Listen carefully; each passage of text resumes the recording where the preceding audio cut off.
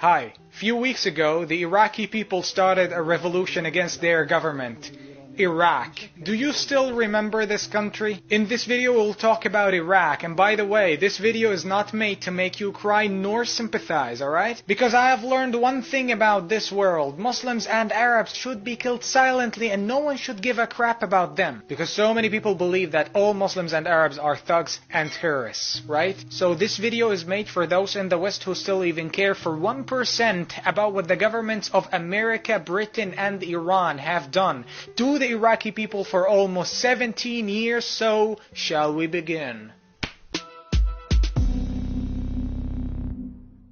So in 2003, these two cute guys have made a cute decision to invade and occupy Iraq under the name of liberating it and getting rid of a great danger, which is the weapons of mass destruction. Several years later, these two guys came up on the media to apologize about the occupation, and they said, "Oh, sorry, the occupation was a mistake." Oh, don't you people commit mistakes, huh? Because apparently there weren't any threats nor weapons in Iraq. And what's more apparent to why America has invaded Iraq was because Saddam Hussein started to sell the oil, the Iraqi oil, by the euro currency and broke the sacred and the holy petrodollar agreement because Iraq was under siege at that time. And as a result of this war, 1 million Iraqis were killed and Iraq was destroyed to the least and last piece of stone of it. The inferior structure was dismantled, and most importantly, Iraq was handled to its biggest and disgraceful enemy, which is Iran, the most brutal and terrorist regime this planet has ever witnessed. For weeks now, Iraqis are protesting peacefully and revolting against the corruption of their government, and they are getting killed for it. One of the richest countries in the world is starving. Iraq has no electricity, no water, no safety, no jobs, no civil rights, no services, nothing. America and Iran have helped ISIS to be created for two reasons. Number one, they wanted to justify their existence and influence in Iraq. Both of them, America and Iran.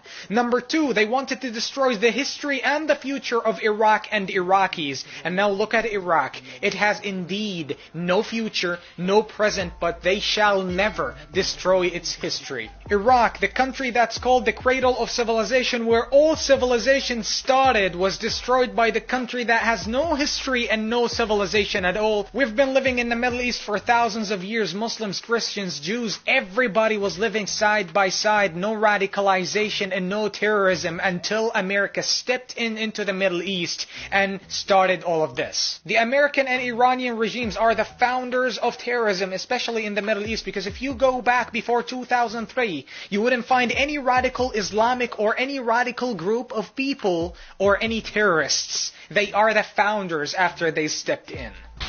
On the other hand, I just have few questions that I would want you to answer, okay? If America hates Iran so much, why did America handle Iraq to Iran on a silver platter after America invaded Iraq and spent trillions of dollars? Why did America do that? Why America allowed Iran to get into Yemen by controlling the Houthi militia and backing them up and control the whole capital of Yemen? Why did America do that?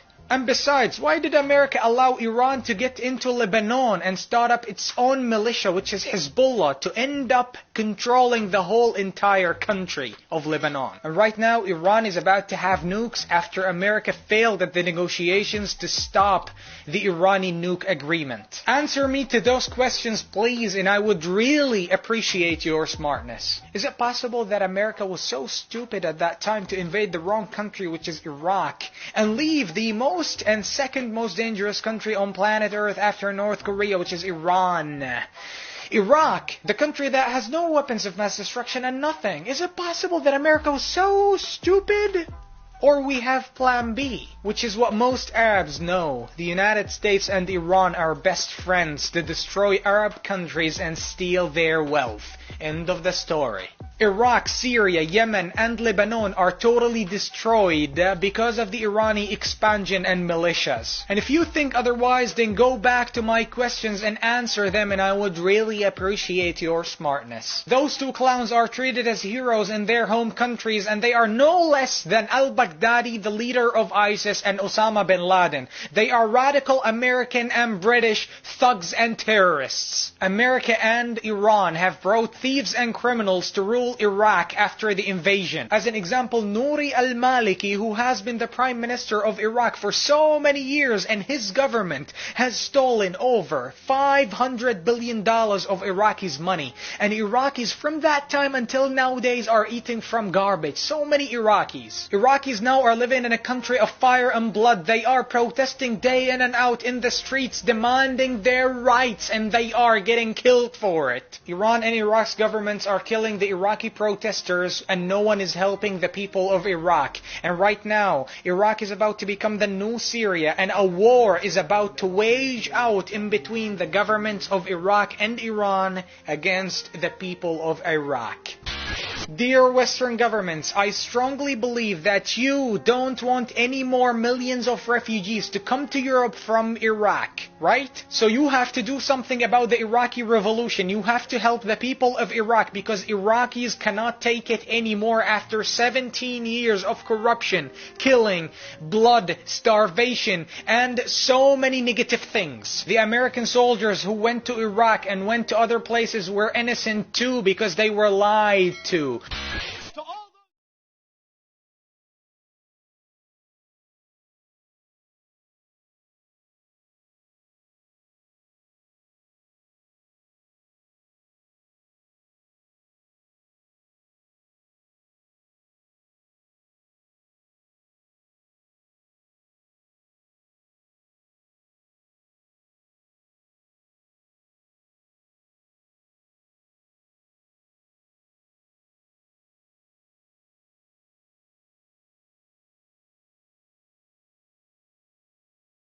Poor people in the deserts of Iraq.